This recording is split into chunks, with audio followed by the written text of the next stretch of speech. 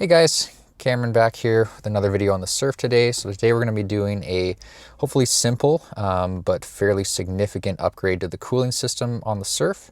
That's something I've been putting off for a while, and then it became a problem a few weeks ago. So I was driving, cruising, no problem, went up a pretty steep hill, and all of a sudden the Surf started to overheat. So likely cause for that is the Viscous Fan Hub, sometimes called the fan clutch. So that looks like this here. So it's made of two main components. You got your fan blade here, and that's bolted to the Viscous Fan Hub, again sometimes called a fan clutch. So how this works basically is this is bolted to your water pump, and as that spins, this spins fairly freely, but the way it cools the engine is this is actually full of oil. So when it heats up and fills in that extra space, this actually kind of locks, and then the whole unit will spin along with your water pump. So the issue with mine is it's 30 years old and they're prone to leaking oil. So if it doesn't have much oil in it, it's not going to lock up properly because it doesn't fill the space completely when it heats up. So you can actually rebuild these and just refill it with oil. You can go to Toyota. I'll put the part number on the screen here if you want to do that. I've heard it's like 20 or 30 bucks for a little bottle of oil. You can take it apart and fill it up and you should be good to go. Because mine's 30 years old, I opted to go with an upgraded version that I ordered from Australia. So this is the, I don't know how to say it, ASIN. So basically OEM spec, and it does have a 10 blade fan. So my Surf actually came with a 7 blade fan. Toyota later moved to the 10 blade version. So I wanted to do that anyway. And then having a new, basically a whole new assembly, just for peace of mind, because these trucks, if they overheat, they are prone to cracking the head. So I want to avoid that at all costs. You want to get the 10 blade fan because 10 blades moves more air than 7. So we're going to go take the old one out, pop this in, and we should be good to go. Okay, so to get the fan off, there is 4 bolts holding it to the water pump. I have to take the fan shroud off. So there's 2 bolts per side. One there, one right there. And then we also have to take this upper radiator hose off. So this here, so we have to drain a little bit of coolant. So took the skid plate off. We're going to drain a little bit through the drain stopcock, which is right on the other side here. Should be at the bottom corner of your radiator. So we'll do that and then get started on the bolts. All right, so the old one is out. So here's the old one. You can see, here's the new one. So, like I was saying before, this turns pretty freely. It doesn't like spin, but a little bit more resistance on this new one. So, hoping that should fix the problem. And of course, it's the 7 blade versus the new 10 blade. So, show you what that looked like.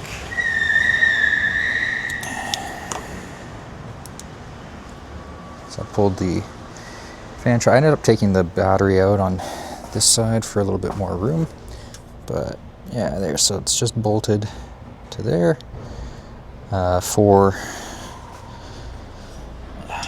these 4 nuts here, and yeah, kind of difficult to get a wrench in there, but once you kind of figure it out, it's not too bad. So we will get the new one in and everything bolted up and then top up the coolant. All right, so day 2, ended up running out of time yesterday, a little tired, so came down today and just put some coolant in. Had a nice little hole in the bottom of my coolant bottle, so made a mess everywhere, but it's the Toyota Long Life coolant, the red one. Used a Little coolant bleeder funnel here that I picked up at Princess Auto. Sophia and Cocho just got back from their walk. Cocho, did you have a little run? Yeah. Oh, she's just in time. Look at this. Yeah, I got the coolant in, all topped up. Everything's looking good. Spilt it everywhere on the floor, of course, but cleaned that up, no issues. And yeah, the fan's going nice and strong. Hasn't quite kicked in yet, but everything's working, so all good. I mean, it hasn't gotten like hot enough for it to really kick in. It did kind of go pretty good when I started it up. But yeah, everything's,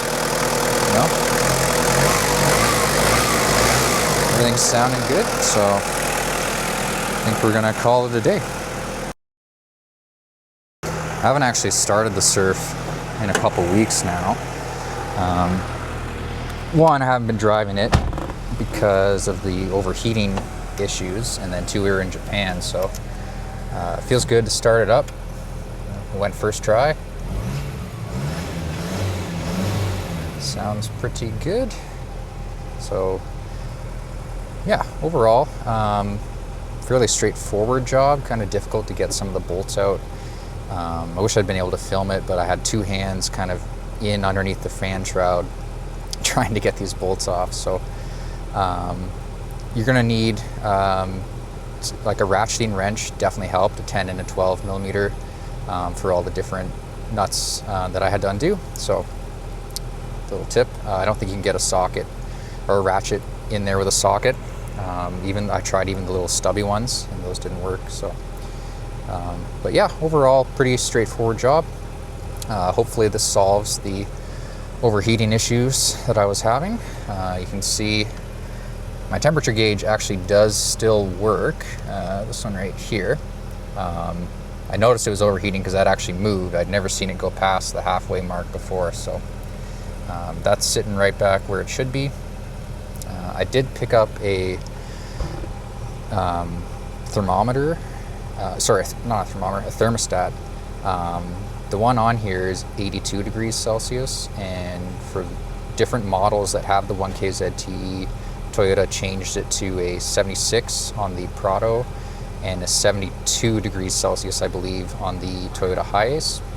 So I went with the 76 degrees Celsius, just in case I do need the thermostat to open up a little bit sooner and make sure the coolant's circulating. So we'll run this as it is. Apparently getting the thermostat out is a tricky job. So I'm gonna try and avoid that if possible, but I do have the thermostat if needed. So yeah, that's it for now. Thanks for watching, and stay tuned for more getting the Surf ready to go on some camping trips and adventures this summer. And like I said, we just got back from Japan, so you can check those videos out. We'll probably do like a little series or something on those, so stay tuned for more.